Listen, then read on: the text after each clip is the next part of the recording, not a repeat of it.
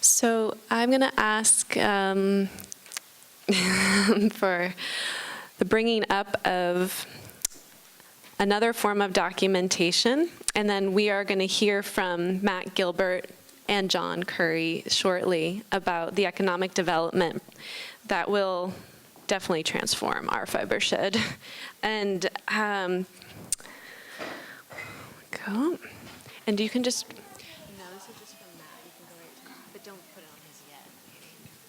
So I don't have any slides for this because it is called Tactile Perspectives from Our Land. And what we've done, we can pass this around if you haven't seen this already. This is a book that was a collaboration with ranchers and farmers who are not only part of our producer community, but people who are emergent, who want to become part of the producer community. Most of them, we included the High Desert Fiber Shed, and we included our 150-mile radius. And literally, we've created pages that are on cardstock paper that have images of the farm, images of the land, information on land management, and hand-spun samples that were created with raw wool. So there's raw wool that's washed, and then there's hand-spun samples. And maybe I'll just hold up the top two. Let's see. So, and each producer gave us what they wanted to promote. And this came out of the fact that we last year had a large wool display on 7 panels back here. And it had these images of the landscape pinned to a piece of cloth, and next to that were samples of that farm's raw material in some kind of value add situation, whether it be felted, washed wool, or even in a knit sample.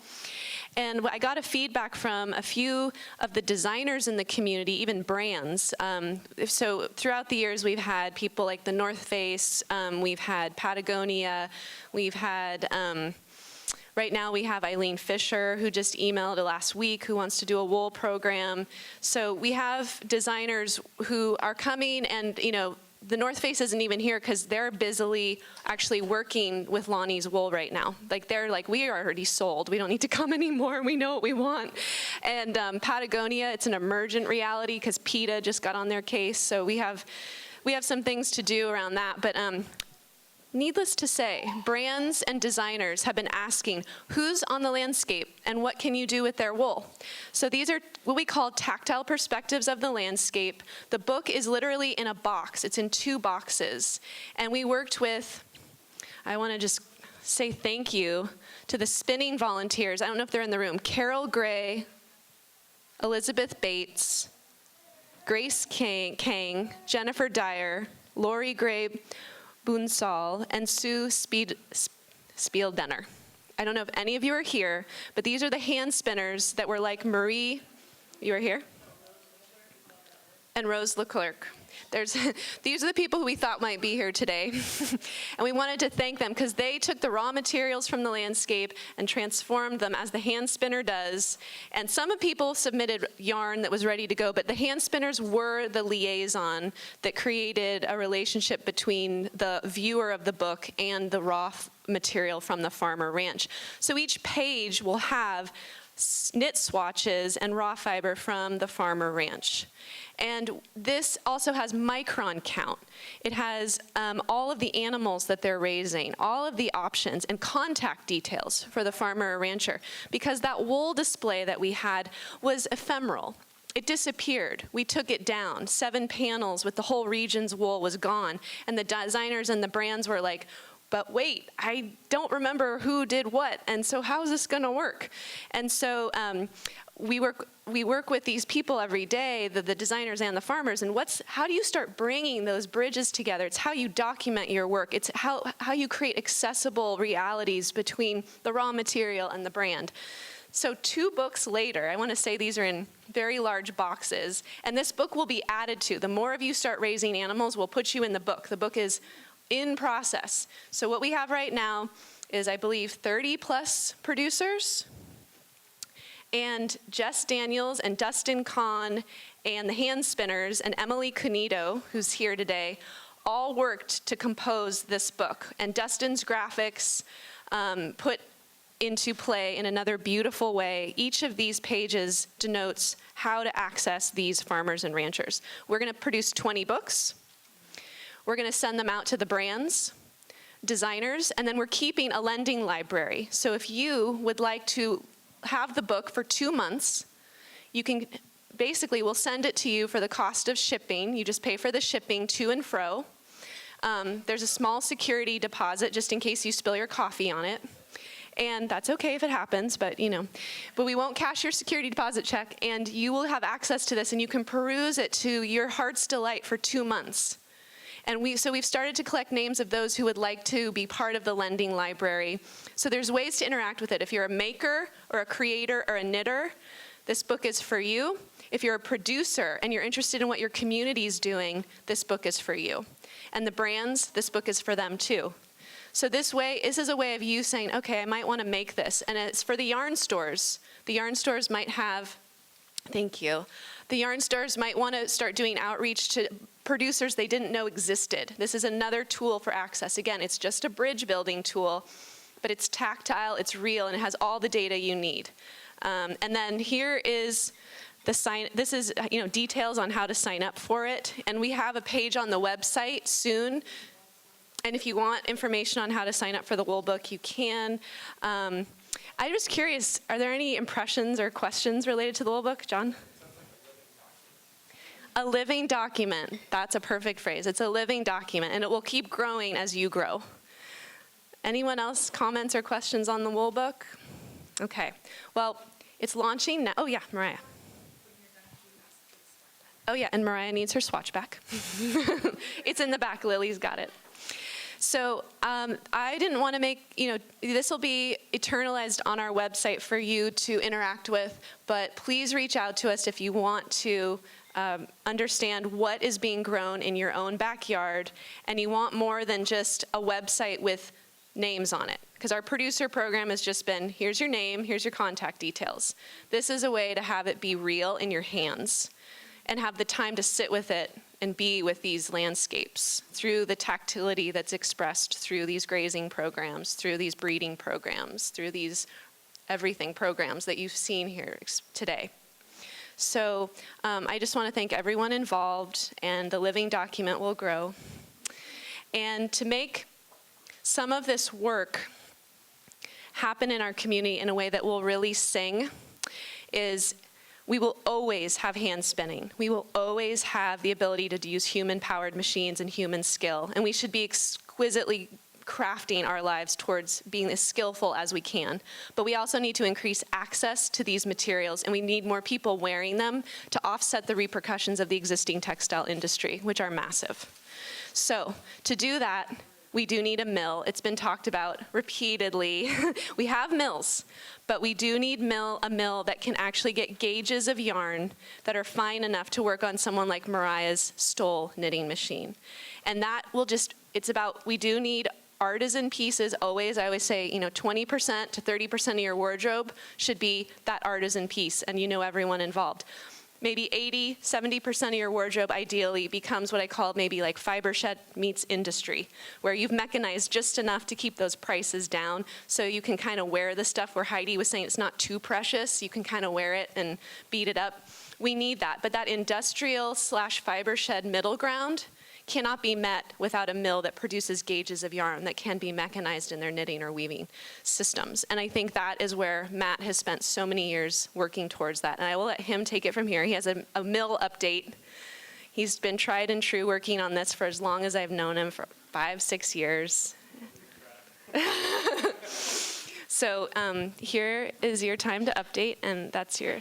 Excellent. Okay. So last year, I think when I talked to you all, I said that by now I would probably certainly have this mill operational.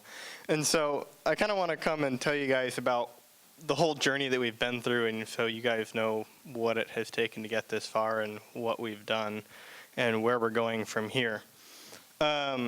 So in 2010 was when we first started thinking about a mill, and I had this vision of this really small thing where I was pretty much the only employee, and we wouldn't produce a whole lot and we wouldn't make yarn.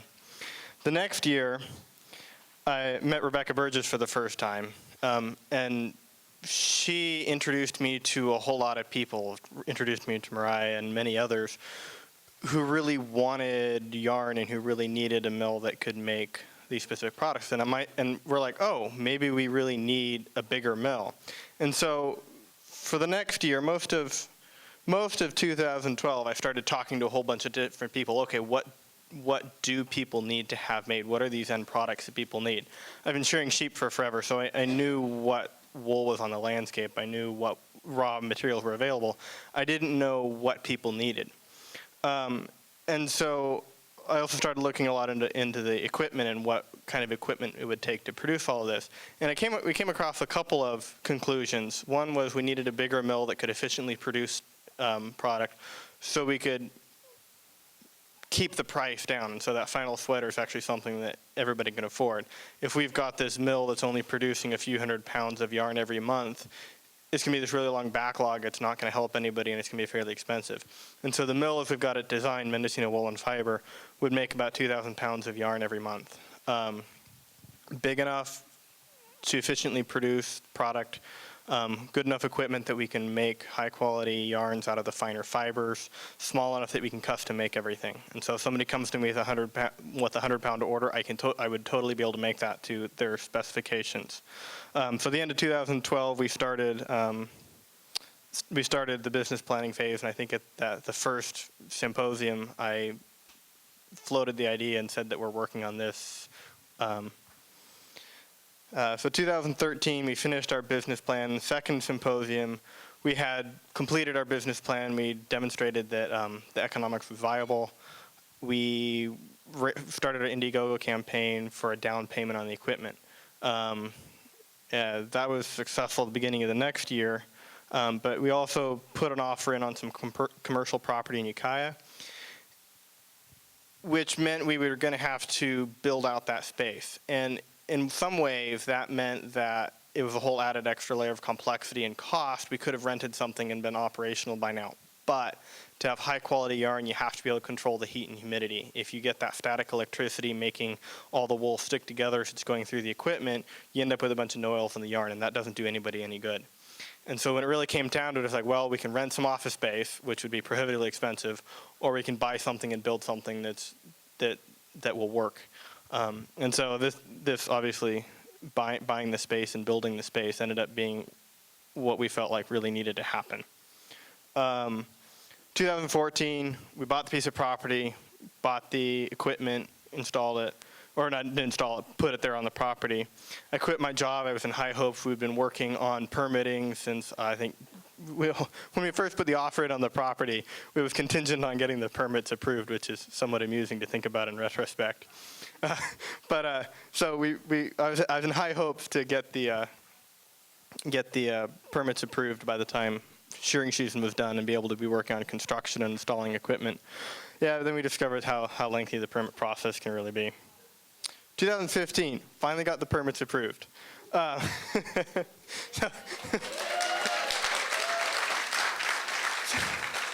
So that was earlier this year. It took us, it was pretty much an 18-month process to get our permits, but all of those are in place. It was some interesting times trying to cover the mortgage when I had already quit my job and didn't have a functioning business yet. But so we, EDFC, the Economic Development and Financing Corporation, and John Curry will talk briefly about that when I'm done. Kind of independent of what the mill was doing, they had this idea of launching this direct public offering, raising money for local projects. And so they were going to establish this fund to help the community in Mendocino County. So we got turned down for a loan from this organization that we were very hopeful that they would fund us because we don't have the equity. It's like, well, I can totally see that. They said that we had, our business plan was up to industry standards, but we don't have the equity. It's like, yeah, we just bought the property.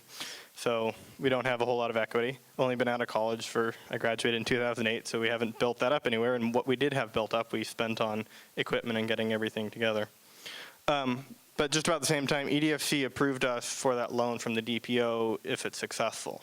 And so they have this goal of raising $250,000 by the end of January. They're 62% of the way there. if all goes well, we could be funded in the early part of next year. Is this? Yeah. And so with that, I want to. I'll share a film with you that they put together, and then John will come up and talk a little bit about more of the details.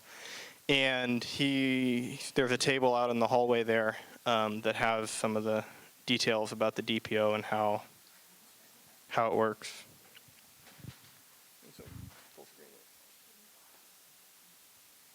Business is about solving problems. How do we keep money, resources, and families here in Mendocino County?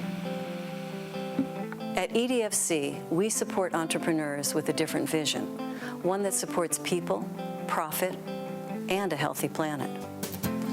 I've been shearing sheep since I was 12 or 13. I had been watching tens of thousands of pounds of wool get thrown away, and so this idea of a wool mill started. This mill will take underutilized product, sell it into something that people really want, and then it will provide a lot of opportunities for people who would be using the product from the mill. Mendocino County was a huge wool producer 100 years ago, and I would like there to continue to be this vibrant sheep community here in Mendocino County, and I think an important part of that is having a local wool mill.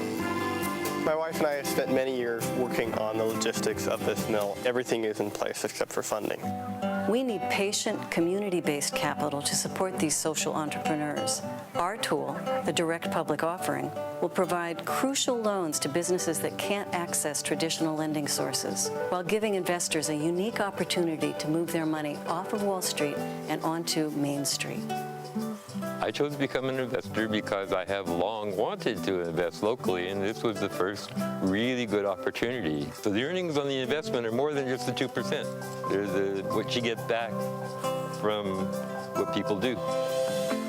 Investing in the DPO means supporting brick-and-mortar projects like Matt's Wool Mill, local farms, or a meat processing facility. I'm really excited about the fact that we're going to be supporting farmers that we know personally and helping our community be more stable and grow. What would really excite me about a local wool mill is a way to support Matt and Sarah in doing what they're good at so that we can do what we're good at. I believe this is a place where young farmers can thrive to a level where they're embraced by their community far greater than anywhere else I've seen. So I believe that it would be the greatest bang for your buck to put money into a thriving farming community. We need investment from our community for our community. This is a chance to move your money into Mendocino and build a legacy for future generations.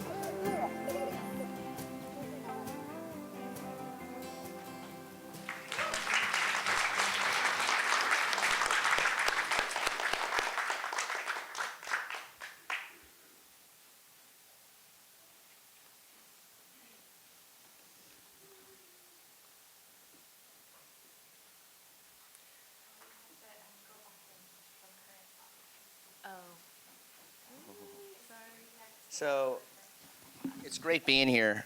Is this mic working? Yeah. My background originally was I came to the area to run a brewery, and if you would have asked somebody in 1990 that they would be paying $10 a six-pack for their beer, they would have laughed you out. So you guys are the cutting edge of the craft movement, and it's just amazing to see what's going on. I'm the executive director of a nonprofit community development financial institution called the Economic Development Financing Corporation. We only do our business in Lake and Mendocino counties.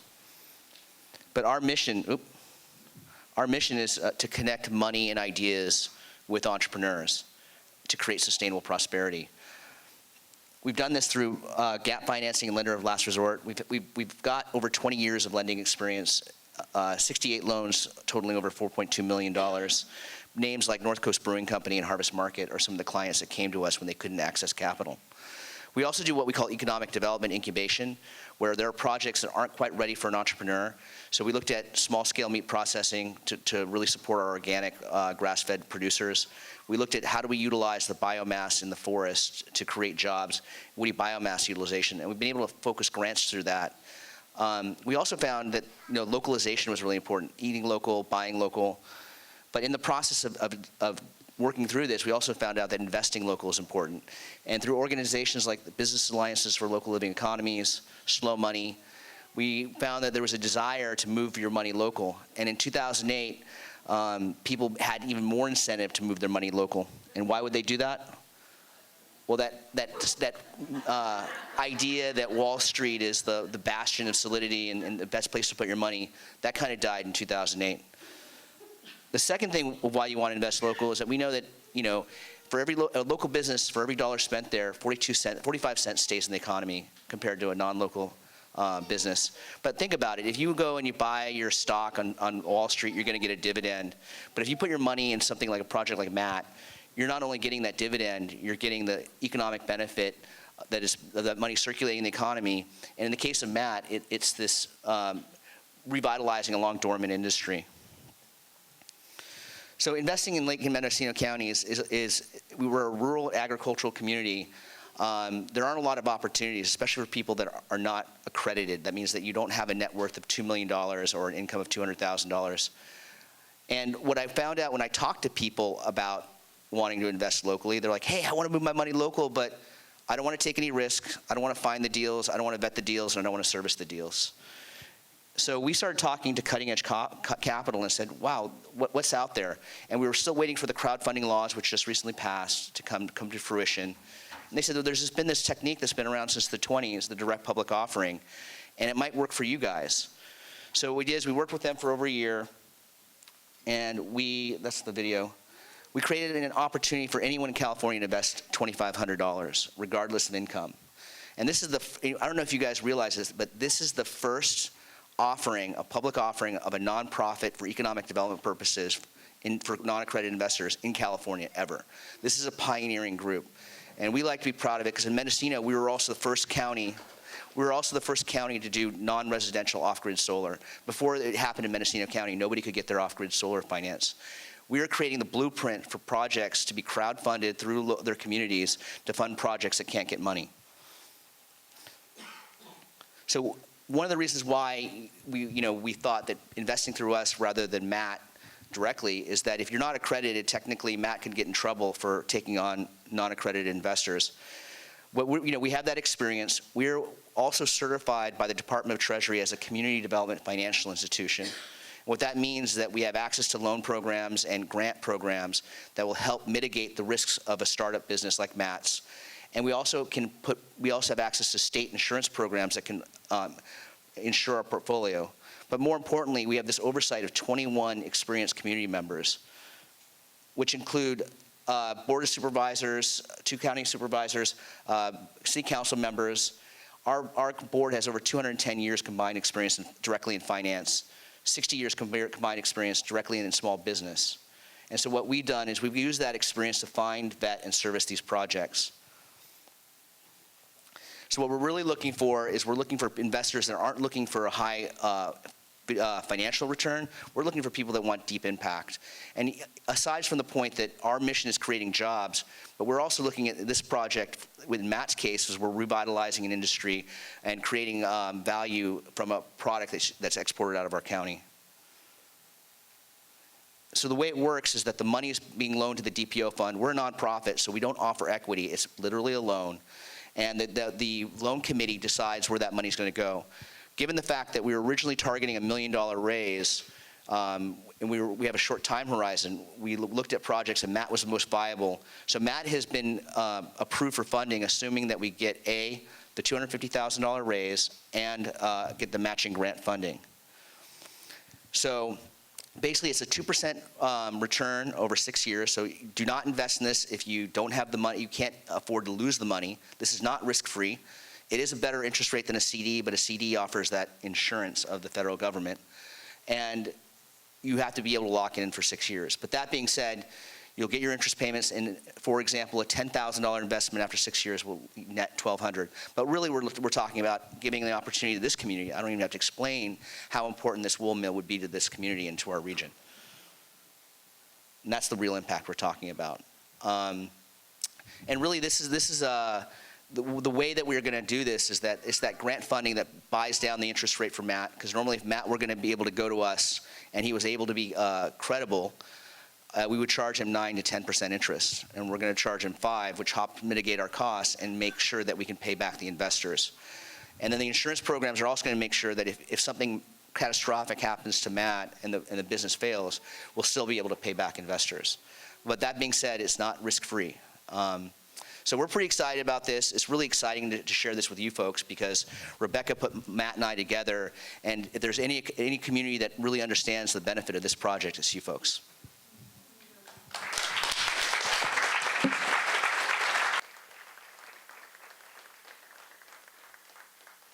Questions about the investment? I mean, there are one-pagers out there. If you're really interested, go to our website, edfc.org, and check out the prospectus. Right now, like Matt said, out of our $250,000 goal, we've raised $157,000, basically in 2 months. And that's been isolated in Mendocino County. This is the beginning of our roadshow out into other areas. We're presenting to Slow Money and places like that in the Bay Area. Our largest investment was $20,000. That gentleman who said he was investing in this put $10,000 into this. Our average investment is $4,500. But I'd rather see $200,000, $1,000 investors than I would see a large investor, because this is really about community aggregation and choice in determining what's important for our community.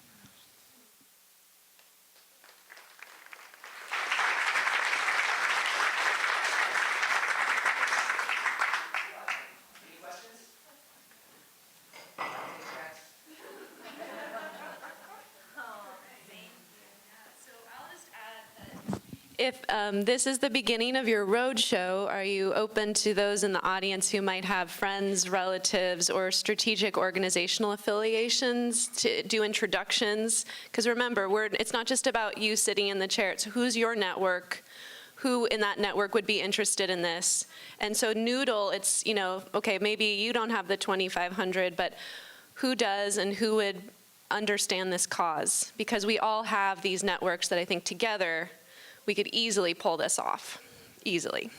Yeah, so, yeah. Rebecca, could you speak to the impact of having this wool mill on a larger scale for the designers in the room?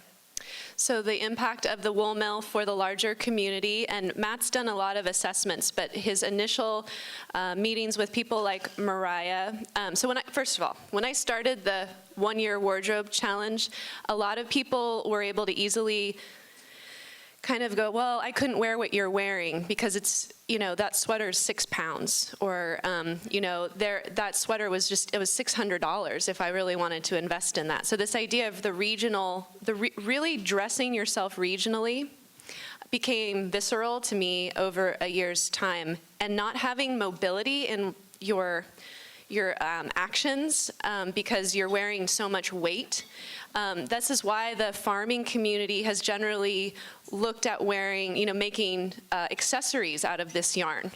But if we want to get more fiber through the system, we need a higher throughput mill that can create narrower gauges so that literally when you're moving through time and space, you are not constricted by heavy weights. You are not constricted by an ability to move. You're literally able to be a healthy human supporting a healthy human economy. And that requirement is actually, there's no lack of fiber. As we know, we're throwing it away or it's ending up in a landfill in many cases. These are the people who've really spearheaded how to make their fiber work, but there are so many producers who don't. Matt can address a waste problem. He can address a clothing access problem. He can bring the prices down and create clothing that you can actually move through your life in and feel very proud of.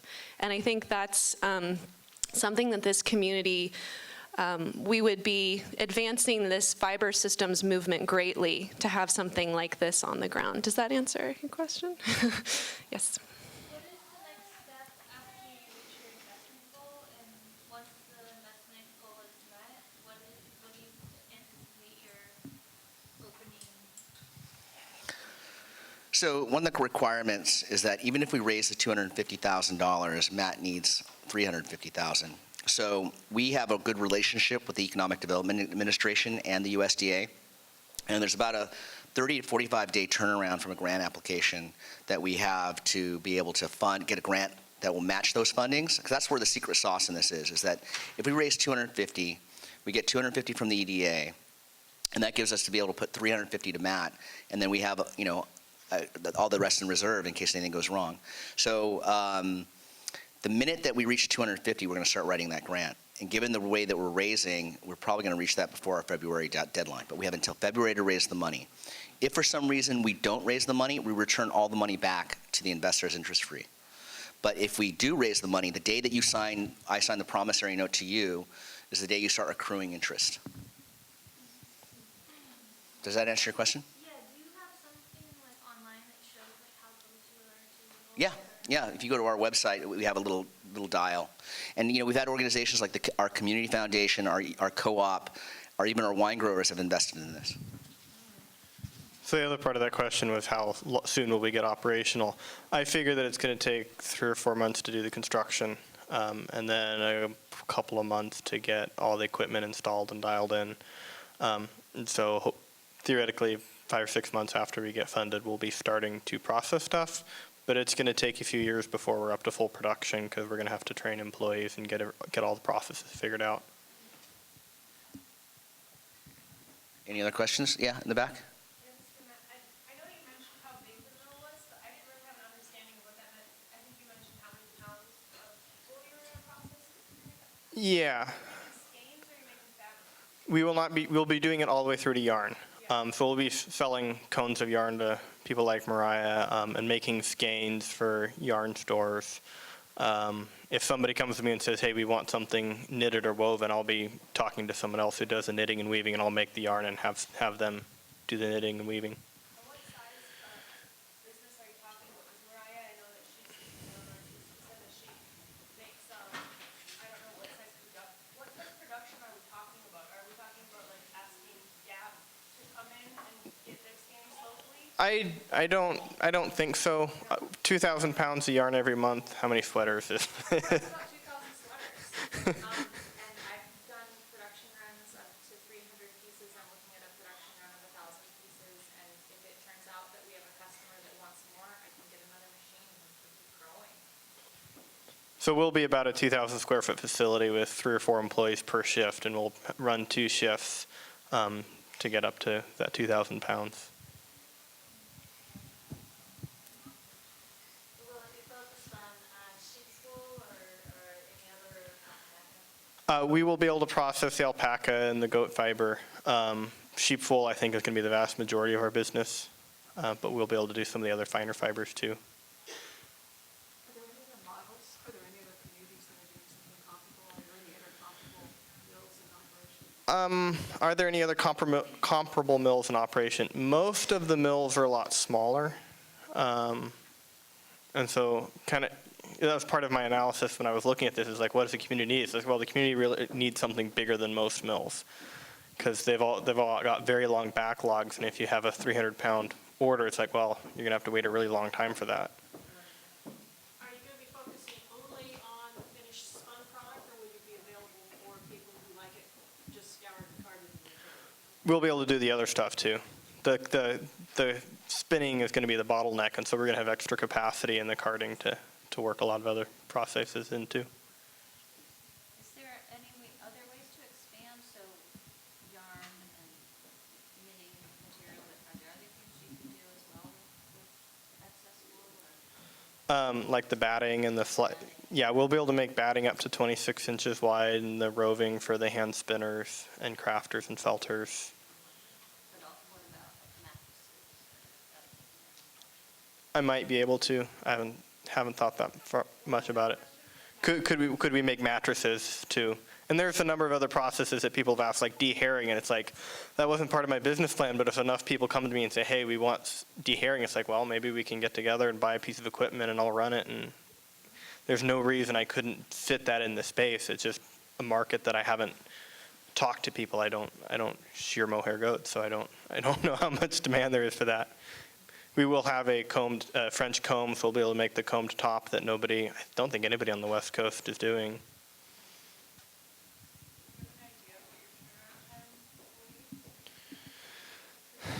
Turnaround time. I don't know.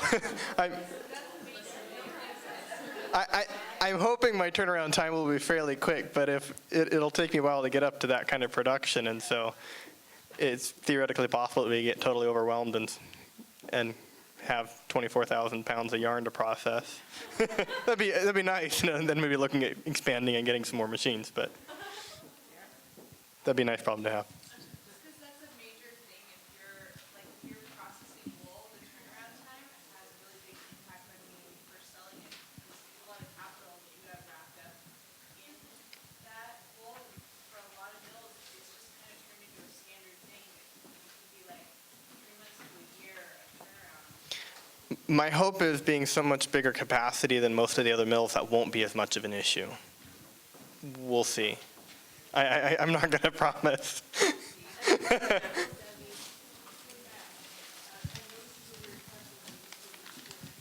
Will I still be shearing? It'll be a few years before the mill is breaking even, so I think I'll be shearing for at least a little while. I think that's it. Thank you, everybody.